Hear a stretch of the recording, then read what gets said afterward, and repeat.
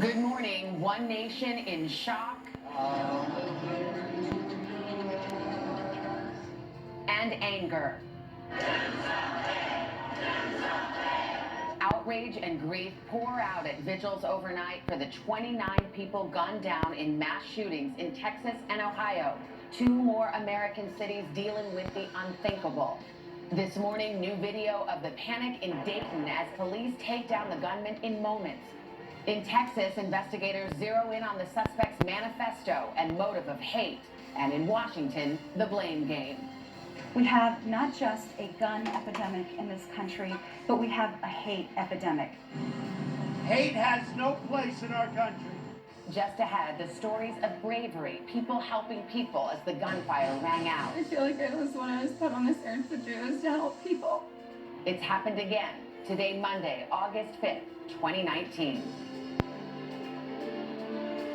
From NBC News, this is Today with Savannah Guthrie and Hoda Kotb, live from Studio 1A in Rockefeller Plaza.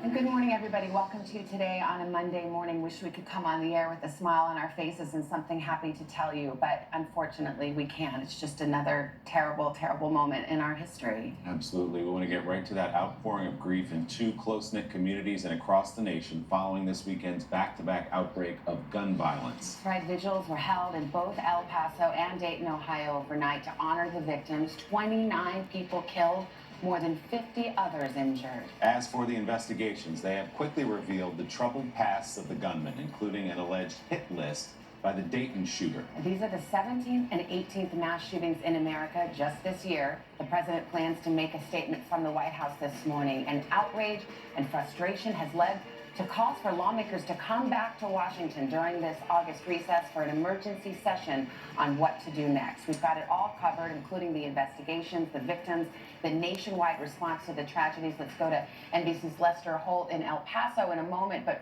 we want to start in Dayton with this extraordinary vigil that happened overnight. Craig, good morning to you. Hey, Savannah, good morning to you as well. I am just feet away from a makeshift vigil that popped up in front of this bar, Ned Pepper's, here in Dayton, Ohio. This is where a gunman was able to kill 9 people and injure 27 more, and he did it in less than 60 seconds. I was at that vigil that you just mentioned last night. The grief, palpable. But the frustration was honestly just as palpable. This morning, though, remarkable stories of heroism, bravery, and complete strangers out for a night of fun who just stopped and tried to save some lives.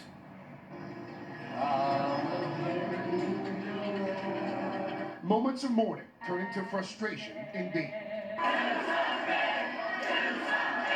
People demanding action from lawmakers on stage just hours after Dayton became the latest city shattered by a shooting. 31 injured, 9 lives lost. Among them, 25-year-old Thomas McNichols, his aunt remembering the father of 4 as a gentle giant who loved his family. He was about love. No matter what, he always said, "I love you." Logan Turner, who reportedly just celebrated his 30th birthday, was the world's best son, according to his mother. At 57 years old, Derek Fudge was the oldest victim. The youngest victim, 22-year-old Megan Betts. Police identifying her brother Connor Betts as the gunman. Authorities say the siblings traveled to the downtown area together, but separated at some point before he opened fire. We have an active shooter on 5th Street. Video from early Sunday morning shows people running for their lives as police say the 24-year-old, armed with an assault-style rifle and high-capacity magazines, shot into a crowded street while wearing a mask and body armor. You could see the bodies actually start to fall, so then we knew it was like bigger than just even a shootout. Elisa Kokinis and Catherine Weibel can be seen sprinting to safety outside a bar. The women later describing the chaos to Kate Snow. We're just lucky. I'm so blessed to be here right now. If he would have turned to his right, we would be dead right now. Patrol officers killing Betts moments before he ran inside. Threat was neutralized in approximately 30 seconds of the suspect firing his first shots. Melissa Appel says she dated Betts earlier this year. What was he like? He was quiet. He was respectful. Were there warning signs? Not that I ever saw. But former classmates and school officials detailed red flags to the Dayton Daily News, telling the paper Betts was once kicked out of his high school after he made a hit list. NBC News has not verified the report. Craig, you've been on the ground there a few hours, but as you mentioned, you already feel that sense of frustration within the community. What are you hearing?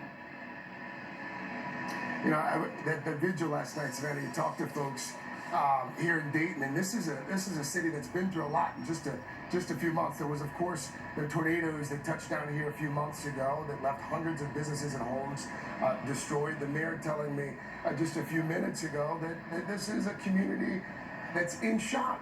And you know, we've been to so many of these cities now, and everywhere you go, the people, the mayors, they all tell you the same thing. We never thought it would happen here. This isn't something that happens in a place like Dayton, Ohio. There are also so many stories emerging of people who are in this busy district who jumped in to help. People who, nurses who stopped to perform CPR on complete strangers after the shooting had stopped. That's the kind of place Dayton is. That's the kind of people that live here in this city. This is the best of us and the worst of us in just a matter of moments. Craig, thank you very much. We'll be back with you throughout the morning. Let's turn now to the outpouring of grief in El Paso, the scene of that second mass shooting in less than 24 hours. Federal investigators now focused on the shooter's apparent motive of hate. NBC's Lester Holt is in El Paso with more on that part of the story. Lester, good morning. Willie, good morning. Authorities are now treating this as a case of domestic terrorism after the gunman opened fire at a Walmart here on Saturday, killing at least 20 people and injuring dozens more. The store was packed with families, many of them shopping for back-to-school supplies. The victims ranging from 2 to 82 years old. Overnight, thousands in El Paso gathered in grief. Residents holding up their phones during a vigil to honor the lives lost in Saturday's massacre. This close-knit community shattered after gunfire tore through a local Walmart. Once he saw people start running from him, he had pop, pop, pop, pop, pop, pop, pop, pop, pop. It just increased the rapid fire to get as much people as could to kill. 67-year-old Arturo Benvenides was shopping with his wife when he was shot and killed. Some victims carried out in shopping carts and triaged in the parking lot. This is an NBC News special report. Here's Savannah Guthrie. We take you now to comments by the president on the shootings in El Paso and Dayton, Ohio. 80 people. We're back at 7:30 with images from the vigils held in Dayton, Ohio and El Paso, Texas overnight. The nation once again looking for answers after 2 more mass shootings. Unfortunately, images like that have become all too familiar. Lester's going to have new developments on the investigation that's going on in El Paso in just a moment. We'll start this half hour with Craig. He's in Dayton, Ohio. Craig, good morning again to you. Hey, Savannah, good morning to you and Willie as well. Here in Dayton, those vigils that you just showed there, I was actually at the vigil that was held here last night, and it was, as most of those vigils go, par for the course in a lot of ways. And by that I mean you have the survivors and the victims who get up and share these stories. And you also had lawmakers who do as lawmakers tend to do. They got up, they made some speeches, and during the course of one of those speeches, Ohio Governor Mike DeWine was interrupted with chants of "do something, do something, do something" repeatedly by the crowd here. Interrupted a number of other lawmakers as well. I spoke to the mayor of Dayton a short time ago. She told me that we could learn a little bit more about the motive of this 24-year-old, a man named Connor Betts. At this point, we do not know a great deal about what may have motivated him to open fire behind me, killing 9 and injuring 27 others. But she said that there may be a bit more to learn in the news conference set to happen here just a few hours from now. My friend and colleague Gabe Gutierrez is also here in Dayton, Ohio, and one of the things that happens in instances like this, as you know, Gabe, and Savannah alluded to this earlier, the best of us, comes out in situations like this. And there was a critical care nurse who happened to be at this bar. Who tried to say something. Yeah, and I was at that vigil last night, Craig, and people were honoring not just the victims, but those survivors who also helped so many others. And you mentioned this critical care nurse. Her name is Kayla Miller. She was out celebrating a friend's 25th birthday, and in her struggle to survive, she may have ended up saving others. It was chaos, eyewitnesses say. Sheer carnage in Dayton's historic Oregon district. I literally just looked down and everybody was on the ground and it was so loud. I just freaked out and started running. Taylor Mulberry was inside this crowded bar overnight. She and about a dozen terrified bystanders took cover in a bathroom. Not sure if the people desperately banging on the door to get in could be the gunman. It sounded like the gunshots were coming closer. I thought that they were just going to come into the bathroom, and I just thought it was over. You didn't think you were going to survive? No, I didn't think that we were going to get out of the bathroom. Kayla Miller was also inside the bar, celebrating a friend's birthday. I looked down the sidewalk and just see a row of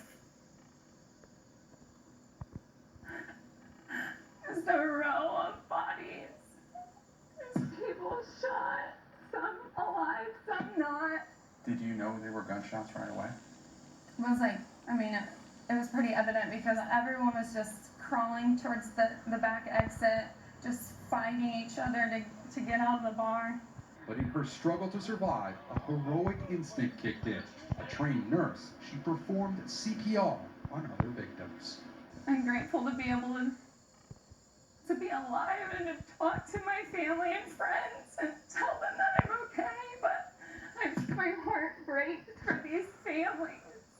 It's just not fair.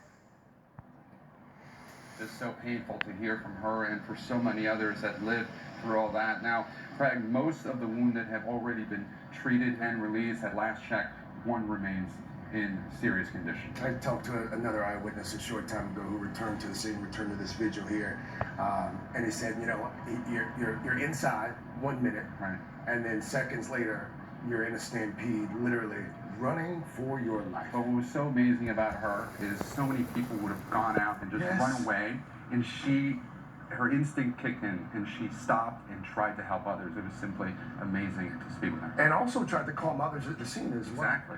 All right, Gabe Gutierrez. Gabe, thanks as always. Again, guys, we should learn a little bit more here in Dayton, Ohio about a possible motive. 24-year-old Connor Betts, that's the gunman, bought the gun legally, bought the ammunition legally as well, we're told. We'll send it back to you in New York. All right, Craig and Gabe, thank you very much. Similar stories of bravery coming out of El Paso, Texas. And we're learning more about the gunman and a possible motive there. NBC's Lester Holt joins us with the latest. Lester?